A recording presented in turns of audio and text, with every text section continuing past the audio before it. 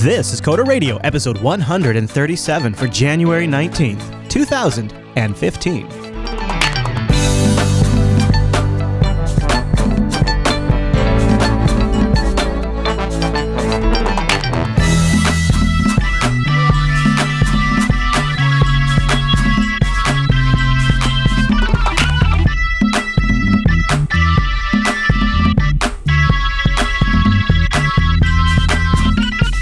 Hi everyone, and welcome to Coda Radio, Jupiter Broadcasting's weekly talk show, taking a pragmatic look at the art and business of software development and related technologies. This episode is brought to you by our two fine sponsors, DigitalOcean and Linux Academy. I'll tell you more about those great sponsors as this here show goes on.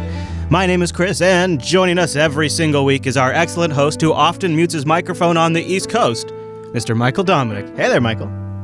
Hey there, Chris. I thought you just trolled me on purpose this week. No, I didn't mute it. Hello, Mr. Dominic, and how's 2015 treating you over there? 2015 is good. Is it going by fast for you?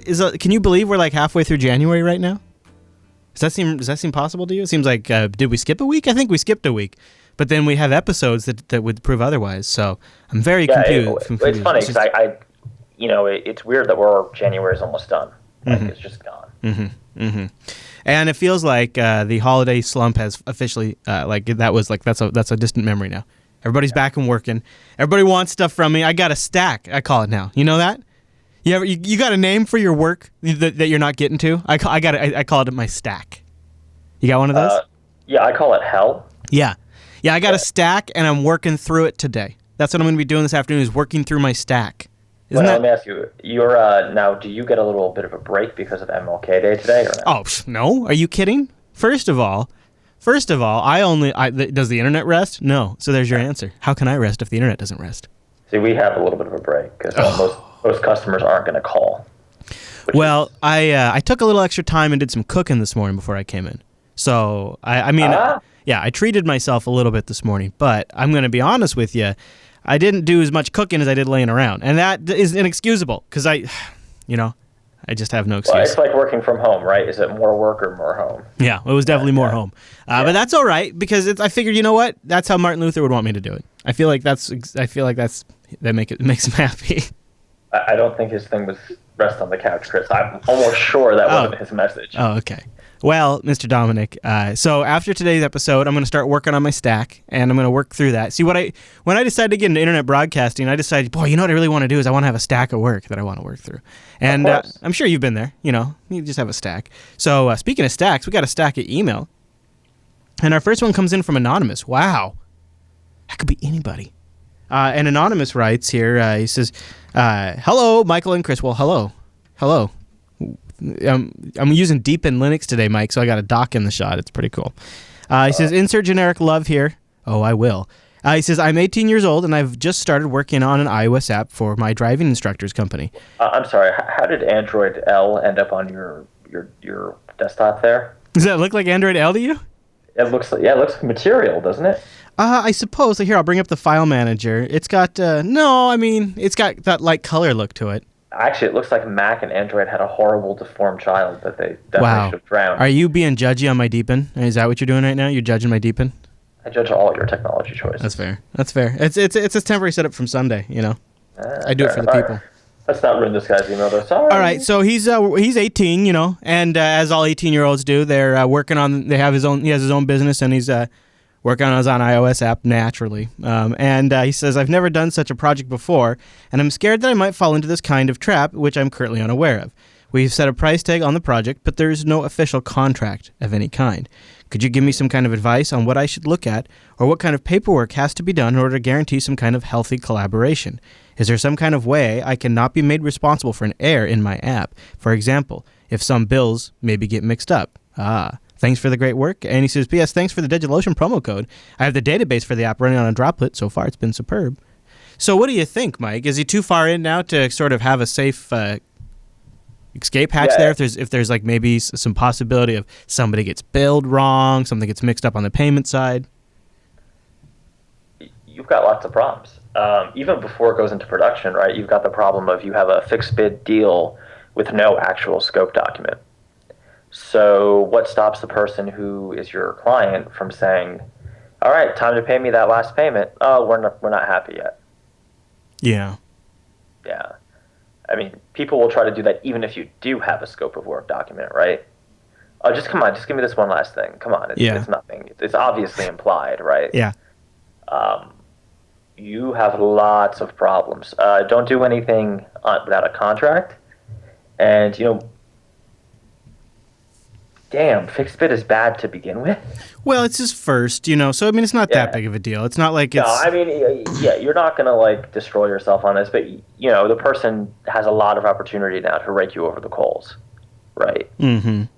Unless you're willing to just, who knows? I mean, you could be working with, your uncle. He could be the most honest man on the planet, and you could be fine. Or you could be working with some stranger you found on Craigslist, and he could try to rip you off. Yeah. Or vice versa. Right, or vice versa, because now alternatively, I'm surprised you got someone to agree to this without a contract, because you could just say, no, the project's done.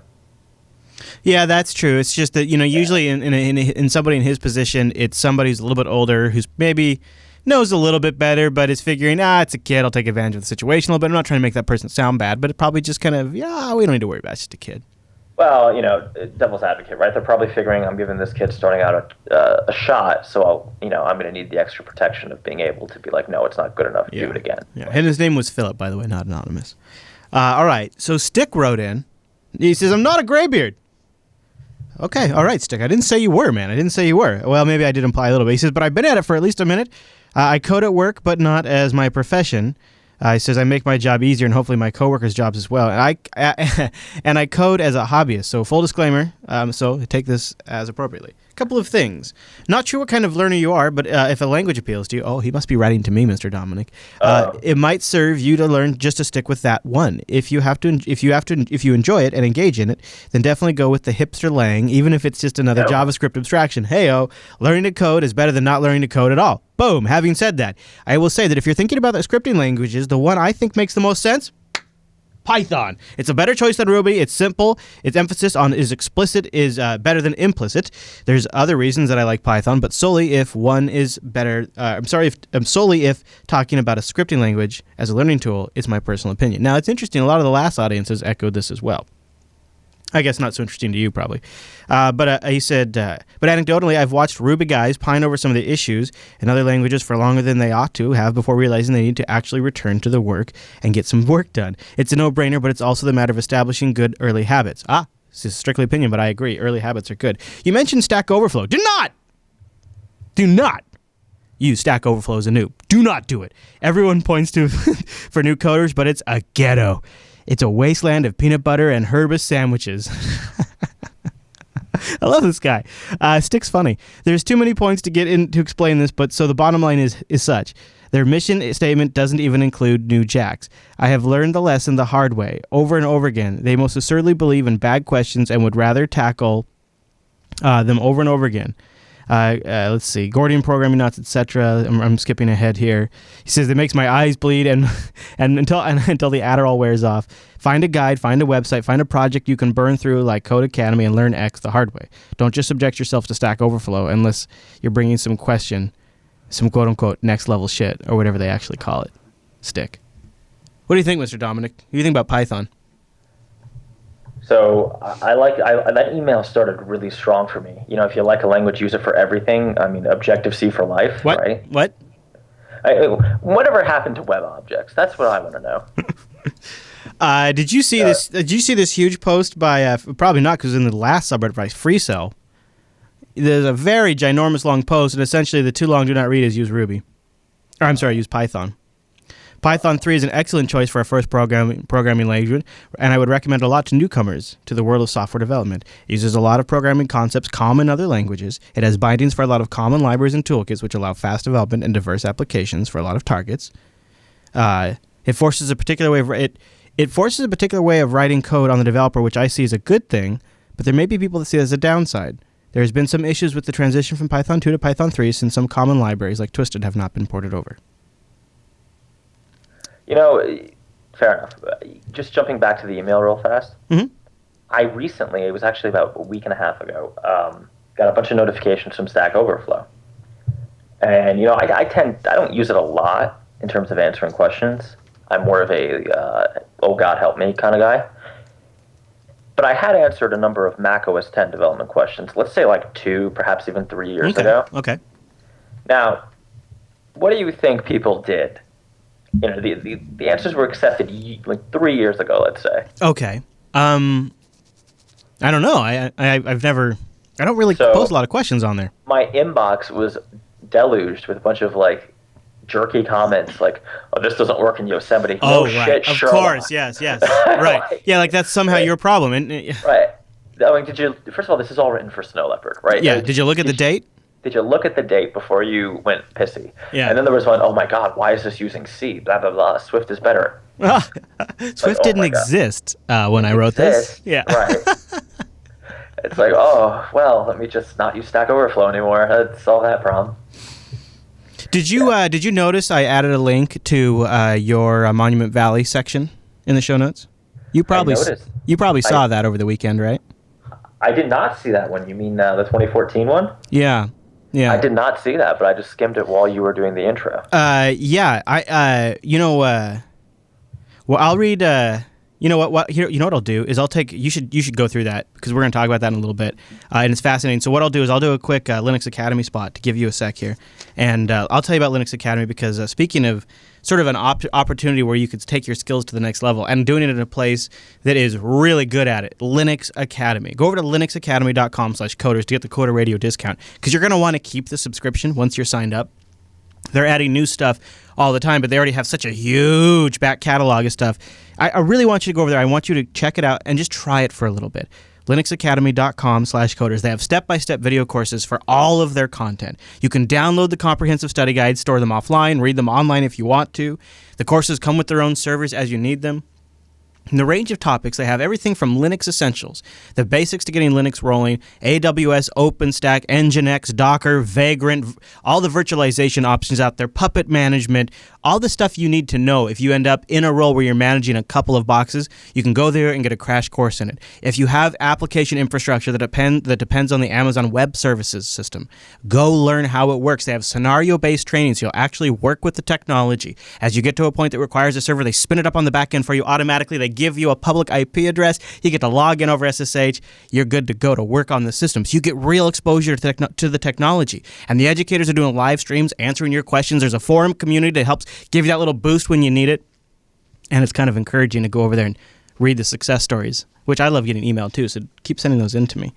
And what I think is really great about Linux Academy is you're going through the dashboard. You get to really get a good sense of where you're at on stuff. In fact, when you first log in, the first thing you see on the dashboard is a nice graphical representation of how far you are with a ring percentage into different courses. When you go in there to tell you, okay, this section is going to take you this long or this long. And if you've got a piece of material that you want to learn, but you only have a limited amount of time available, and this is a great way to keep getting value out of Linux Academy even when you're a little busy, is they have these learning plans. And they're so slick because you log in, you go to the learning plan section, you say, okay, I want to generate one. It gives you a Monday through Sunday chart, and you just scroll how much availability into hours and just tick up, okay, I've got a couple hours available this day, a couple hours available this day, a couple hours available this day. Generate me a learning plan based on that. Linux Academy will automatically create a unique learning plan just for your availability with reminder emails for quizzes, help you keep track of that kind of stuff. It gives you a heads up of how long each section is going to take. It's such an amazing resource, and the people behind it really care about the technology. They're educators, they're Linux enthusiasts, they're developers, and they came together to create Linux Academy because they knew that the other online education resources are just these generic one-shop learn everything messes. They're a hot mess. And Linux Academy is laser focused on this stuff, and they truly are passionate about it. And they're building it from the ground up. It's really cool. linuxacademy.com/coders. Go check them out. And it's a great way to support the show and, move your skill set forward at the same time. So it's a really great opportunity. linuxacademy.com/coders. Thanks to those guys. Okay. So we do have I think we have one more email to get to. And then we'll get into the link that you and I are talking about. But apparently now it's the trend where developers are just going to start sharing how much money they're making, what their sales numbers are, what works for them. It's like a voluntary audit for the IRS. Yeah, they must love it. I guess maybe people are doing their taxes and they're looking at this stuff. So we're going to talk about some of that in just a moment. But first, I want to read our last email, which came in from Jacob. And Jacob writes, "Hey, Chris and Mike." Well, hey, Jacob, how's it going? He says, here's what I think about those languages. No flames, I promise. Ruby and Go, grouping these together because I don't have much experience with either of them, other than looking over some other people's projects. Ruby, I think I think you'll like this, Chris. To start, it's a language that was meant to be pretty, which is kind of nice. The gem system is amazing, and it's a great way to manage third-party libraries, though I have no experience with publishing or making my own gems. Sometimes Rails can be annoying when setting up your own dev environment, but look into RVM, this Ruby version manager, and maybe visit railstutorial.com. Railstutorial.com. That's a good one. Bash. Oh, look at throwing in Bash here. Great. Bash. It's great for a quick script to do something that you might normally do. Yeah, we know that one. He says it can pack a whole bunch of power into a few lines. I agree. I mean, Bash has gotten me a long ways. I just kind of was curious to go beyond that. Now, Python, the much contended Python. You didn't seem real thrilled about Python, but there's something that might help. IPython. And the book Python for Unix and Linux Systems. IPython. I don't know. What is IPython? Now I want to know. I'm going to go look it up right now. IPython. Oh, okay. IPython is a rich architecture for interactive computing, a powerful interactive shell based on Qt. Oh, this is okay. All right. So this is cool. It's like a real-time. Okay, that's really neat. So that's called IPython. It says also check out Python for Unix and Linux sysadmins. In the IPython shell, you get a great place to test out the language. I would say as fish is to bash, IPython is to Python. Great tab completion, an easy way to get documentation, source code for Python libraries that you're using, and more. Also, the Python documentation libraries are great. A major grievance with Python, pip, which is their version of gem or apt-to-get, it's sometimes shit. And white spaces to form blocks of code. I might still recommend Ruby for you, but really choose what you're interested to learn about. Boy, I'm getting a lot of good cases for Python. And I like that our email here, Jacob. I like that he totally, I do like this idea of IPython. It's kind of like why I like to use a markdown preview when I'm writing show notes, because I can see how it's going to look in real time. So IPython. Let me, I know Jacob, actually. He is an anomaly. He is a Ruby hipster on an Ubuntu machine. No wonder why he's recommended Python. They call him the monster, the abomination. He either needs to pick up the Python or pick up a Mac. You got to choose a lane. Well, you remember what kind of was pushing me over the edge towards Ruby was that we're using Ruby here in-house, too, for some stuff already. Because you guys are very wise. And so Rikai, who I think is supporting my inclination to Ruby, linked me to this book. Have you seen this? It's like, he says, a great way to start with Ruby. Why? What is it? Why? Pigorant's Guide to Ruby. What does it say? Pigent. P-O-I-G-I. I can't even, because I'm standing too far away from the screen today because I'm not using my old monitor. But anyways, it's an online book that is an introduction to getting started with Ruby, and it looks incredibly badass. And it's I should probably point out that it appears to be graphically illustrated. So my God. Yeah, it's graphically illustrated. Language. Konnichiwa. Yeah, so I'll put a link to that in the show notes. It could be he says why Pigeon's Guide to Ruby. I'm not sure if I'm getting that right, but I don't get the joke, but all right. It's a cartoon. It's a cartoon book introduction to Ruby, and he says it's great. So I'm going to give it a read. Well, the Code School people have that Ruby or Rails for Zombies too, which is pretty good, and I think free. Or part of it's free, something. I'll take a look. Although I tell you, I'm a little torn right now between Python and Ruby. I have a little. I'm not moving forward because I'm a little indecisive. Oh, Chris, you know you're going to go with Python, and I can tell you why you're going to go with Python. Oh, really? Because if you go with Ruby every Sunday, you're going to have lots of hate mail. Really? Yes, and then during Linux Unplugged, it'll just be the Pillory Chris hour, and I will dial in for that. Oh, jeez. I love how you feel it. Well, that IPython is very tempting because I do feel like I learn much better if I can see in real time how I'm doing. I do like that a lot. You know, Ruby has ERB, not ERB. What the hell is the Ruby console thing? Kind of the same idea, though. Yeah, same thing. Mm-hmm. Yeah, Python is divided. What does that even mean? I'm so stressed by it. You know, I'm just saying, Chris, in the Bible. IRB is what you're probably thinking of. In the Bible, in the Garden of Eden, was it a giant ruby gnome statue thing, or was it a snake? It was a snake. I think it was a snake. Yeah, it was right. a snake. Yeah. So you don't want to be on the side of the devil, do you, Chris? I do like gems. Gems sound particularly my kind of lazy. I just gotta say, they really. Yeah, but gems are also evil, right? Because it's all fun and games until a gem won't build for some strange makefile error. Then you have to go play with your configuration on your system. And then set up RVM to have different Ruby environments, and then you have to cry when it doesn't work. Yeah, that does. So if I went Python, I'd have to go Python 3 too. Sounds like. Why would you go? No, I think you'd want to go Python 2. Oh my gosh, this is so confusing. Oh, and people are mentioning Node just to piss me off. Well, Can we cleanse? Can we just take a cleanse?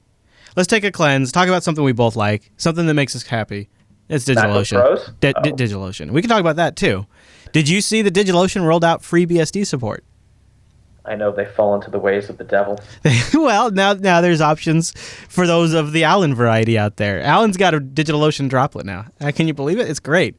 Oh my God. Yeah, he's over there checking it out. And here, it's a great opportunity. So let me tell you about our sponsor, DigitalOcean. You heard from our emailer. He's using it for the back-end database for his apps. You could do the same. Maybe you need a GitLab instance. Maybe you need a WordPress blog or a Ghost blog, if I could make a recommendation.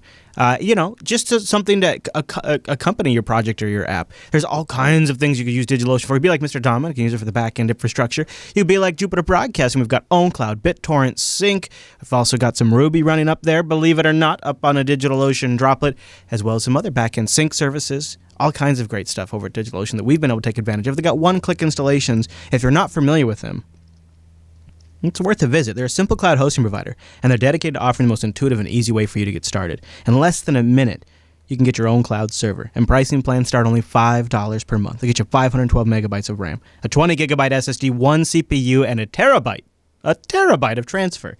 And they've got data center locations in New York, San Francisco, Singapore, Amsterdam, and London. They're gorgeous. You can find pictures on their Instagram feed. But the interface is so great. It is so great, intuitive but powerful, and you can replicate it on a larger scale with their straightforward API. Take advantage of a lot of the great apps and resources the community has already written, or write some of your own. And DigitalOcean is always growing out their tutorial section as well. This is I love this because the interface is so great. You can get started so fast, and then it's like, okay, I got my machine now. Now I need to go do something. And this is usually where the disconnect begins. Okay, spun up. I'm paying. I need to do something. DigitalOcean has a great set of tutorials, becoming one of the best repositories on the web, seriously, because they're willing to pay for them. In fact, they'll even pay you. If you've got something you can write, they'll pay up to $200, and they have editors that will work with you, and then they'll publish that. DigitalOcean.com.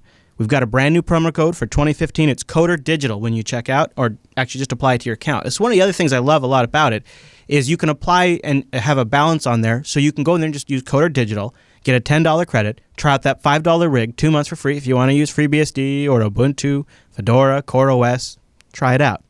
Try out the one-click installations. I think you'll be pretty impressed how fast you can get up with Ruby on Rails or GitLab or Docker. DigitalOcean.com and use the promo code CoderDigital. Get the $10 credit and support the Coder Radio program.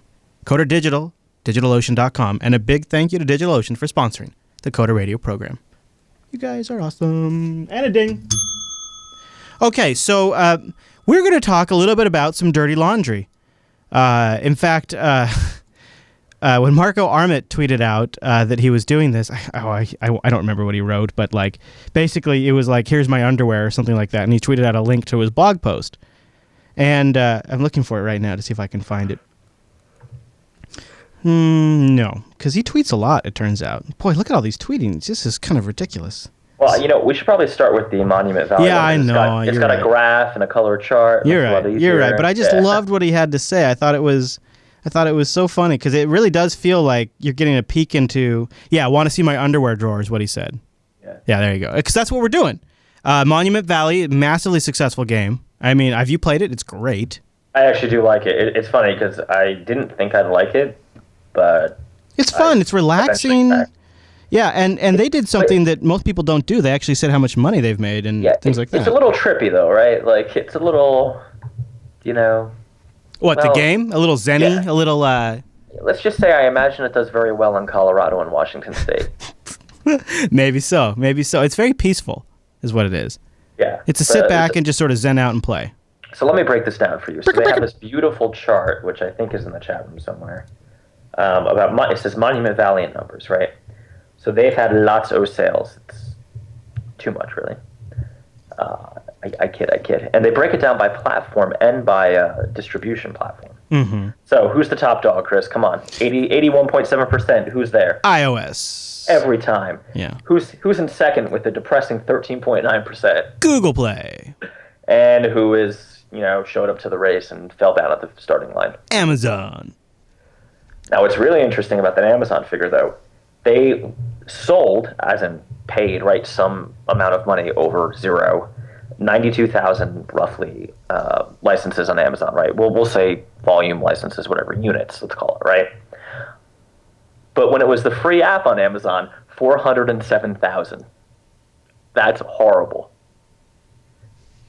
You know what I actually was thinking is even worse? And it's just Microsoft's just not even in the conversation. Right. There's no winner. Well, I don't think it was ever released for anything else. No, I know. Yeah, it's pathetic. In fact, there's another chart here. If you look at revenue over time, iOS release, it's the highest thing on the chart. Android release is lower than some of their sales or new updated content on iOS. Individually for iOS. I mean, there is not to put on my evil businessman mustache and twirl it, there is a really sound argument if there was to be a Monument Valley 2 to just be iOS here, right? Yeah. I mean, because what I would love to see the counter to this chart. What percentage of your cost and your effort went into each platform and each platform? Platform as in iOS versus Android, platform also as in vendor, right? Because remember, the Kindle is Android, but it's a little weird. This is, so devastating. This is crushing. They could. I would love to be behind the scenes with the Monument Valley guys and just ask them after getting them drunk so they would share this. Honestly, V2, you're not going Android, are you? You're just not. And here's the thing: is this isn't an arbitrary game that nobody really heard of. This game was I personally saw it very well featured in the Play Store. Yeah, it was, and if I hadn't already bought it on iPad, oops, I might have picked it up on my Nexus 7. Is that what it is? Do you think maybe that's what it is? Is that it was out 6 months? I don't think that's it. I think because most people, most non-super nerdy dev people, aren't going to have 2 tablets and I agree. Phones, right? I agree. I just wanted to give them an excuse. Well, this isn't their fault. I mean, are you trying to suggest that they don't know how to market to the Android market? No, I don't know what the excuse is, because everybody's been telling me that Android is becoming a first-rate gaming platform. I'm going to quote one of my past clients here. But Mike, Android is for poor people. Just get it to run. Oh my God. Yeah. Literally, I shit you not. Really? Yep. The bar for Android was get it to run. Hi, Bailey. My dog is an Android fan. He's very upset. He walked out of the room now. Well, and that is, I think that may be true for a certain range of the market that, can only afford, that are not going to go buy a high-end phone that has a decent GPU. It just seems like what it doesn't correlate is the numbers, the distribution. It would seem like that would make it up. I look at this and I think to myself, will it be like this? So will it be like this in 2016? Because I feel like we've been talking about this since basically this has been a popular comparison since really Google named it the Play Store. Remember when they kind of went from the Android marketplace to the Google Play Store, and then we really started making more of these comparisons because the Play Store, obviously they're you're selling games, it's to have fun. Now we're at the end of this is from the end of 2014. It doesn't seem like Google successfully, from this one case, moved the needle for developers over 2014. Okay, but so it's not this one case is the problem, though, right? I mean, Monument Valley people have been very open and really put a lot of effort into these nice-looking charts. But this is kind of the anecdotal story we see all the time, right? Oh, we didn't make any money on the Android version, so V2 is going to be iOS. Okay, thanks, bye. Or maybe there won't be a V2, right? Now, devil's advocacy here, right? Monument Valley is a straight-up purchase. Right, you buy the app and then you buy the in-app purchase, which is an expansion, basically. Maybe that revenue model doesn't fly on Android. Gosh, it's really damning. Yeah, I'm looking at the Christmas sales. Yeah, go on. And the Christmas sales are just tiny on Android compared to. They don't even break 20K. that makes perfect sense, right? Because when, people are getting their husbands, their wives, their family gifts, and they want to get them a tablet, guess what? They're getting them an iPad. I don't know. I mean, maybe people buy they don't want to spend a lot of money on their some or others. Like, I don't know. I mean, I'm looking at this. So on iOS, they breached almost 85K, it looks like. Yeah. And they didn't even crack 20K on Android Christmas Day. For Christmas only. They made a lot more money than 85K, but yeah. Yeah. I mean, that's damning, because that, especially for a game, that's going to be, kind of it. What's also interesting is, if you take a look at the bottom of the page, they have these awards that Apple gives, Design Awards and iPad Game of the Year. Google doesn't currently, to my knowledge, do anything like that. Think that helps? I guess it does, doesn't it? I think anything that you can put on your site and in your marketing materials that shows recognition to stand out from the other millions of apps is super helpful. 8 core team members based in London. Yep. Original, $852,000. Forgotten Shores, $550,000. The first one was in 55 weeks, second one was in 29 weeks. 8 people. Gosh. When it works, doesn't it? Yeah, Wow. I mean, that's fine, right? No one's going to cry about that. April 3rd, 2014 launch day, they made $145,000 in one day. All right, so there's that's Monument Valley. It's a game everybody's heard of. Should we talk about Overcast? Let's talk about Overcast, yeah. So you might remember here on the show, Mike and I both reviewed Overcast. Is this still your preferred podcast player? Yeah, it's my daily driver. Yeah, it is my preferred podcast player too, and it's even gotten better since we've talked about it. To Marco's credit, he's continued to make a really good product. It's gotten iPad support now, which is nice, and a few other things. So he has posted his sales numbers for Overcast, which launched on July 16th, 2014. He worked on it for full time for 15 months. He did it as a free download, and then it has a unlock everything upgrade tier in the app. So it's a free app with a $5 in-app purchase. It gives you things like cellular downloads and stuff like that. As he puts it, he had a perfect launch. So as good as he says, as an indie developer could possibly hope for, with tons of great press, mid-level App Store features, and thousands of tweets on each day. So for calendar year 2014, 318,966 total downloads. 46,000, I'll just say 47,000 in-app purchases. So he has an in-app purchase rate of 14.7% of the people that download his app. So it's about 15% of the people that download his app unlock it with the $5 unlock. Total revenue after Apple's 30% cut is $164,000. $164,000. That's not bad. That's before any taxes, though. But that's after Apple's cut. $85,000 earned in the first month of sales alone for Overcast. $85,000 in the first month. Per month, excluding the launch month, since that was the outlier, 27,000, about 30,000, about 28,000, around that range, average monthly downloads. 4,600 average monthly in-app purchases, so he's actually got a higher rate than before. He's got a 16.3% in-app purchase rate. And he's making about $15,000 a month selling Overcast, which he calls a sustainable business now. Yeah. $15,000 a month surely is, and what's interesting is now he has a bit of a Christmas bump in here, but you can see he actually posted, I think, the charts right from the developer dashboard, and you can see it almost got up to $100,000 on launch.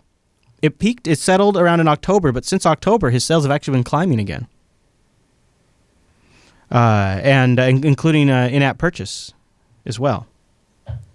So it depends. It seems like if you nail it on the App Store, you could make yourself quite a good daily living off of it from these. Did anything about these numbers surprise you?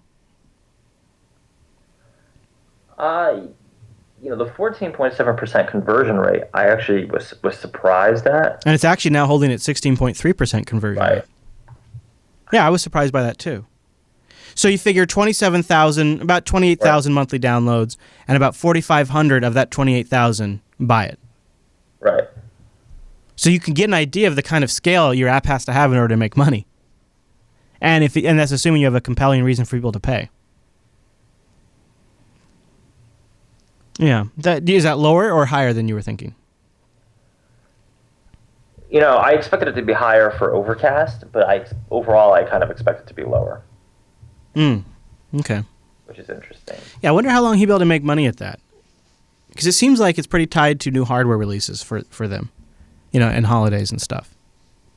So that's the one thing when I look at these numbers is I wonder how sustainable that is long term. They seem to think sustainable on iOS. We'll see. I think that depends. I guess as long as Apple can keep up the horse race, right? I'm not sure I follow you because, okay, so Overcast is iOS only, but I doubt he'd be making $15,000 a month on Android. No, but doesn't it seem like at a certain point he's going to have the Instapaper problem or he'll reach a saturation because... Well, right. You're going to run out of people who care enough about podcasts to pay money. Yeah. Unless Apple continually just adds unbelievable amounts of new users all the time, which I guess they do pretty good at. So, but it doesn't... It seems like so for Monument Valley and for Overcast, it seems like if I was Monument Valley, I would be developing the Android version right now, assuming that eventually I'm going to probably sell Monument Valley for all of the iPads that are going to buy it. I don't think that follows, right? Because if it were pure market share, remember money, it's also a phone game. If it were pure market share, Android would be more money. I mean, or at least equal, right? Yeah, I guess. I mean, not to play the You're kind of old turning card. my logic around on me, but yeah, I guess you're right. Yeah. Right. Not to play the old card, but there is something to say about, there's customers you want and customers you don't want. And maybe, just making the argument here, maybe the stereotype of Android customers being unwilling to pay outright for software is actually based in fact, right? Well, I have a total anecdote for you, but I have, I've been sort of observing my friends, and my wife was talking to a friend of hers who has, just like she definitely got the cheapest Android phone she could get on contract. That's because in her, and she says, I've heard her say it a couple times, in her mind, I pay $10 a month to have a smartphone. I guess maybe she has to have like a smartphone plan or something. Like she pays like extra money to have a smartphone, which is adorable. And so I paid $10 a month for my smartphone. I'm not going to spend $200 on a smartphone, and I'm not going to pay for any apps. And so her son wants to play Minecraft really bad. But in her mind, because she's paying $10 a month to her carrier to have the opportunity to have a smartphone, everything that she wants to do on that smartphone should be free, should be included in that $10. So she refuses to pay $6.99 for Minecraft Pocket Edition.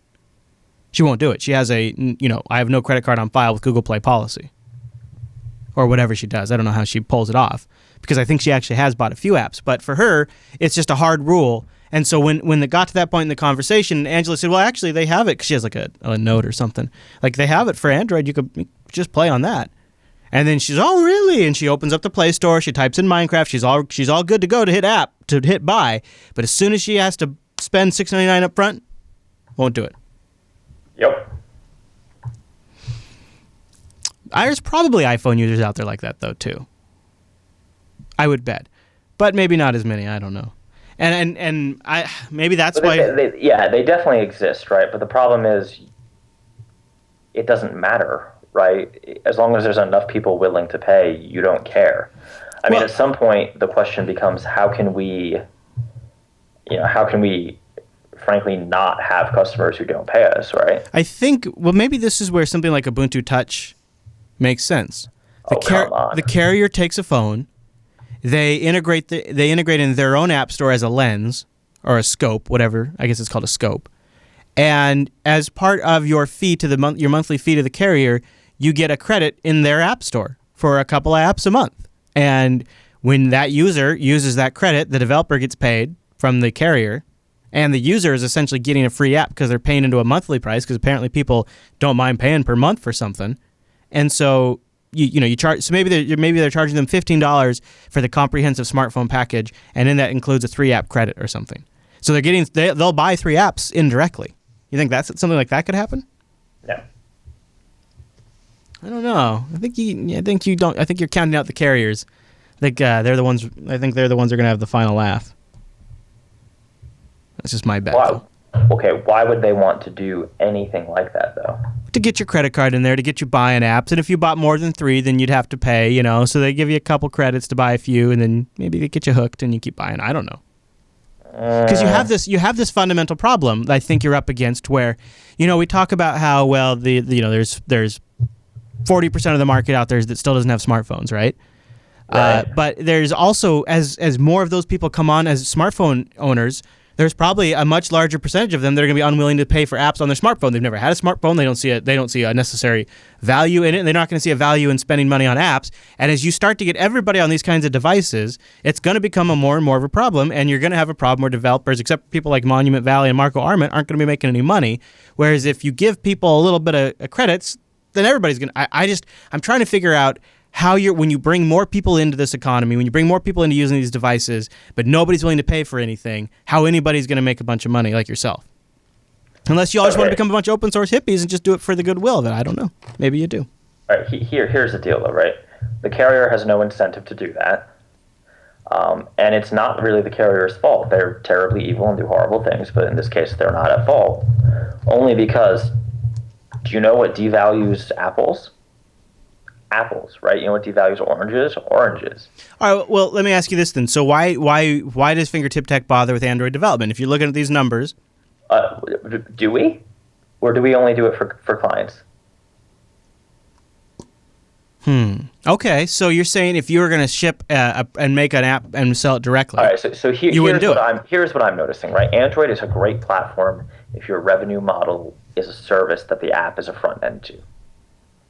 If your revenue model is I'm going to sell this app for any dollar value above 0, it doesn't work. And that's just reality, right? It's trying to think if that's just not the way it's going to go, though, in general. Right. So my argument would be this is Android is just leading the charge. Exactly. Right? Well, and then you're going to have the Linux desktop that'll be there to a degree. You're also going to have, Chromebooks to a degree. Well, this is the web software problem, right? Yeah. You know what screwed over web developers to be able to do the indie, Mac iOS developer thing? Google, when they made Gmail and Google Docs free. Right? The minute you have quality software that has a 0 cost in terms of actual financial cost, you devalue everything else. Because free becomes the expectation. Mm-hmm. And that is deadly. Yeah, I find myself these days like Angela really wants Office. She really wants Office for the tax stuff she's doing. And she just wants to use Excel. And that's what she was trained in. That's what she's used for years. And I'm like, well, let's use LibreOffice. Let's use Google Docs. I'm trying all these other alternatives. And she tries them to her credit. And she doesn't find them to do what she wants in the same way. She's like, I just want to get my work done. And I am having a really hard time bringing myself to spend $300 to buy Office. I just can't do it. To me, something has flipped in my brain, and software, especially software that has been updated since 2011, it just doesn't hold that value to me anymore. Now, does she want Office for Mac or for... Yeah, for the Mac. Yeah, you shouldn't pay for that. I know, right? It hasn't been updated since 2011. I'm it's not ridiculous. I'm Mr. Pay for stuff, but not that. They need to fix that. It's just but my point is, like, in the past, back when I was working in IT, that wouldn't have been. I probably would have had like a TechNet subscription or something, and would have just gotten it anyways. But I just paying $1,000 for a server operating system, paying $5,000 for a SQL. These kinds of things were very normal to me. Like, that did not. So $300 was an extremely cheap. Like, when it came time for me to buy Photoshop for Jupiter Broadcasting, it was like $1,200. Like, oh, that's fine. Now looking back, $1,200. It's crazy. So I've made a huge shift, and I guess I want to emphasize your point is what.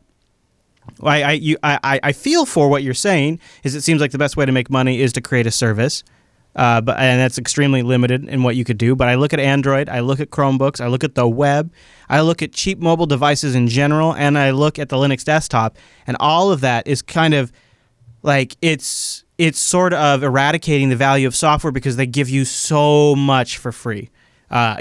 When I set up a Linux desktop, I'm amazed at like how much I can do for free with like no other tools needed than what's in the repository. And I think to myself, I will never pay $300-$400 for an operating system again. That those ages, that time will never come back. Yeah. And it's not just operating systems. It's all like I'm not willing to pay for Office software because for me, LibreOffice and Google Docs does everything I need. it's not perfect. I don't like either one very much, but they've again changed the value of it for me. So I guess maybe what we're kind of saying in a roundabout way is, if you're going to depend on direct sales and not something like an in-app purchase or a service purchase, you might want to seriously consider limiting the platforms you focus on, even if it hurts your freedom bone. Well, there's also the other side of this equation. More platforms equals higher costs, more support, more work in general, right? I mean, there are other really, really good reasons not to support multiple platforms. Yeah. I mean, you're talking to a guy who encodes stuff 3-4 different ways to give people choice. I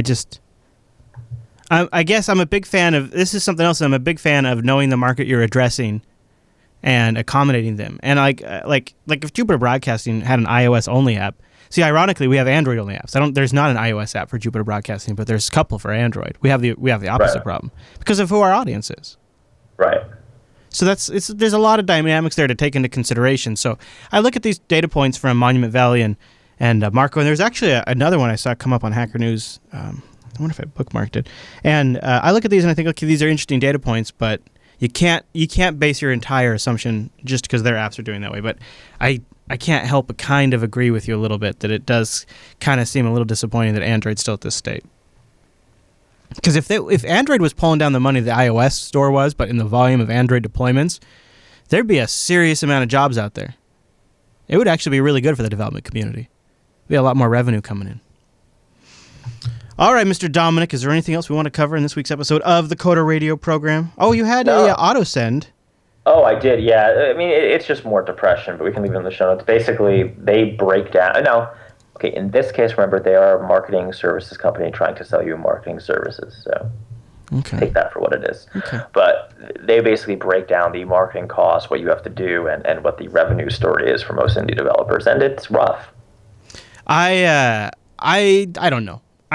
Yes, I think it's a transition period. I think it means that eventually people will figure out that the PC desktop is still selling a whole bunch, and we still need great apps. So that's the other thing, right? Because we actually should have put it in Panic Software, old school Mac, iOS developers. Yeah. They did the same post. Yeah, and they make way more money on the Mac. Well, their volume on iOS is amazing. Yeah. As is their support and maintenance cost. Yeah. And their profit per unit on Mac is just ridiculous. Like, again, douchey business guy would look at that chart and be like, well, there's an obvious move here. Mm-hmm.